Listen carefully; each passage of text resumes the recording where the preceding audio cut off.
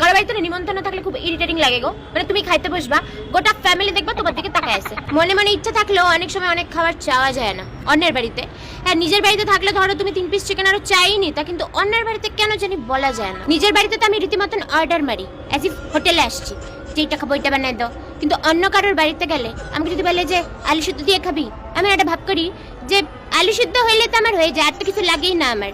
অথচ বাড়িতে আলু সিদ্ধ হইলে আমি খাই অব্দি না। নিজের বাড়িতে যেখানে খুদ ধরার জন্য আমি রেডিই থাকি, এগুলো রান্না হয়েছে, এগুলো খাওয়া যায়, এগুলো দিয়ে মানুষ খাইতে পারে, সেখানে অন্যের বাড়িতে অখাদ্য, মোস্ট অখাদ্য খাবারগুলো আমি হাসি মুখে খাই আসি। উচ্ছা, করলা, ভেন্ডি, এগুলো আমি নিজের বাড়িতে খাই না, কিন্তু অন্যদের বাড়িতে গেলে ঠিক খাই। দেখো, নিজের বাড়িতে যে প্যাকনাগুলো দেখানো যায়, অন্যের বাড়িতে এগুলো দেখানো যায় না, সোজা কথা। কেউ ধরো প্লেট সাজায় অনেক জিনিস নিয়ে আসছে, মনে মনে ইচ্ছা তো আছে সবগুলাই খাবো, কিন্তু লজ্জার খাতিরে বলতে হয় যে এত খাইতে পারবো না, এত খাইতে পারবো না, কিছু উঠায় না।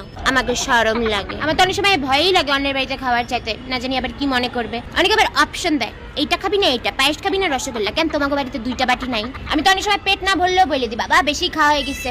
অনেকে তো আবার বলে আরেকটু দি, এগুলো আবার কি?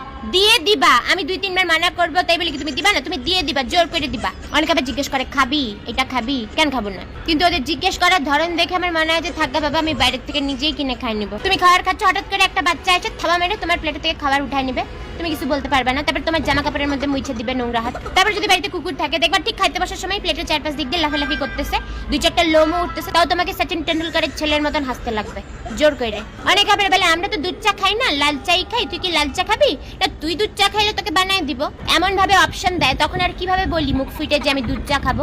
মনে মনে তো ইচ্ছা হয় বলি তুই তোর লাল চা তুই নিজেই খা। নিজের বাড়িতে আমি বলি না এগুলা দিয়ে হবে না, না এগুলা খাবো না, না এগুলা দিয়ে খাওয়া যায় নাকি? অন্যের বাড়িতে বলি না এটা দিয়ে হবে না, ঠিক আছে, না আর লাগবে না। যতই লোকজন বলুক যে লজ্জা পাইস না, আমরা লজ্জা পাই, আমরা লজ্জা করেই খাই।